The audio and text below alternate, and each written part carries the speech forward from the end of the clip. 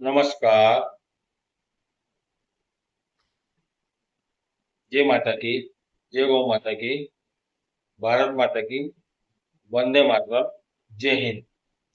मैं श्याम मेवाड़ा आप सभी से एक अनुरोध करना चाहता हूँ कि मैंने जो अनुभव किया है, जो मैंने परिस्थिति को परिस्थिति का सामना किया है, उस परिस्थिति में मुझे बहुत सारे वरिष्ठ लोगों ने उस परिस्थिति से निकालने में सहयोग किया। 2014 में मैंने अपने जिगर के टुकड़े 21 साल के बेटे, जो नेशनल और स्टेट के वॉलीबॉल बास्केटबॉल के खिलाड़ी थे, उन्हें खो दिया।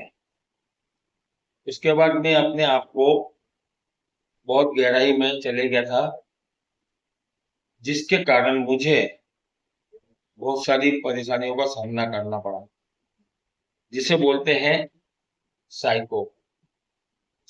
उस इलाज से मुझे डॉक्टर वीरानी के मार्गदर्शन में डॉक्टर मनसा रामानी, जो गोकुलदास के अंदर अपना सेवाएं देते हैं, उनके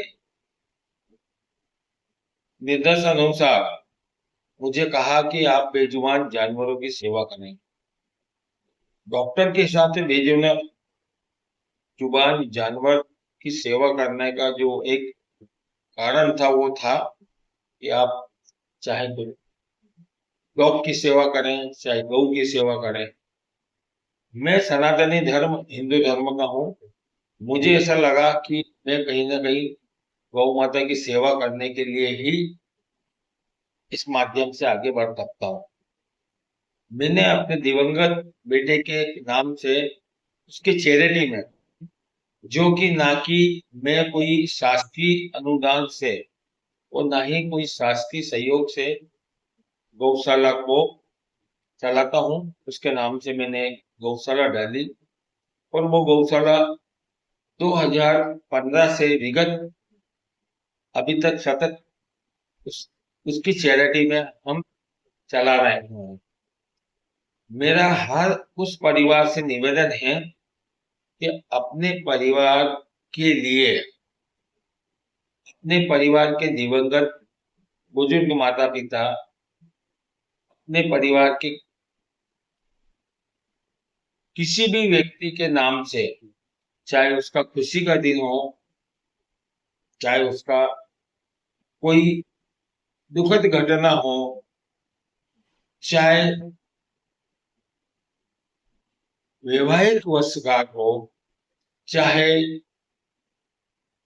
जन्मदिन की वर्षगांठ हो, ऐसे अवसर पे आपसे मैं निवेदन करना चाहता हूं कि जब मुस्लिम धर्म गौ माता को राष्ट्रीय गौ माता का दर्जा देने का आह्वान कर रहा है, ऐसे वक्त हम हिंदू भाइयों को, हम सनातनी भाइयों को, हम भारतीयवासियों को उस बात पे अमल करते हुए, हमें ऐसा नहीं कि आपसे मैं इसलिए निवेदन कर रहा हूं कि आप मेरे बेटे के नाम से जो चैरिटी में गौशाला डाली है, वहां कोई सहयोग करें। आपके किसी भी नजदीकी स्थान पे जहां भी गौ माता का गौशाला हो, जहां भी गौ माता दिखती हो, उसकी सेवा करें।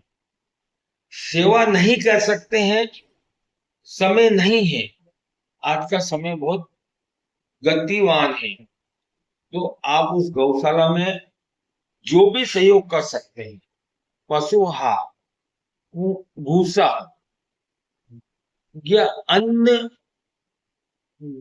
गौ माता के लिए शासकीय मेडिकल सुविधा से हटके उसकी दवाइयों की व्यवस्था कर सकते हैं, उसके पोषण की व्यवस्था कर सकते हैं। वहां जो सेवादारी है, उस सेवादारी के लिए आप कोई व्यवस्था कर सकते हैं। आपसे जो बन सकता है वो आप अपनी गौ माता के नाम से अगर करेंगे तो कहीं ना कहीं आपके वरिष्ठ, आपके दिवंगत, आपके स्वर्गवासी जो भी है, उनकी आत्मा को तो शांति मिलेगी ही, आपको भी उसके बाद करने के बाद बहुत सारी अनुभूति होगी। वो अनुभूति ऐसी होगी कि मैं आपको उसको शब्दों में बयान नहीं कर सकता हूँ। मैं एक प्रकार का शुद्ध देसी भाषा में पागल हो गया था 2014 से लेके 16 के बीच में। जब मुझे कहा कि आप गौ माता की सेवा करें, मैंने गौ माता की सेवा की। उस गौ माता के आशीर्वाद से मैं आज स्वस्थ हूँ, मस्त हूँ, अपने परिवार में हूँ, अपने कार्य में हूँ और अपने व्यवसाय में हूँ, और मैं अपने आप में संतुलित हूँ। और उस गौ माता की सेवा जब 2014 से लेके आज तक सतत करते आ रहा हूँ, और गौ माता के साथ साथ मैं अपने आप को पर्यावरण से भी बिल्कुल नजदीक रखता हूँ। साल में कम से कम एक बार 200-250 पौधे वृक्षारोपण के तौर पे, फलदार हो या औषधि वाले हो, वो लगाता हूँ। मेरा अभी सबसे निवेदन है कि आप गौ माता की सेवा करें, वो पर्यावरण से प्यार करें।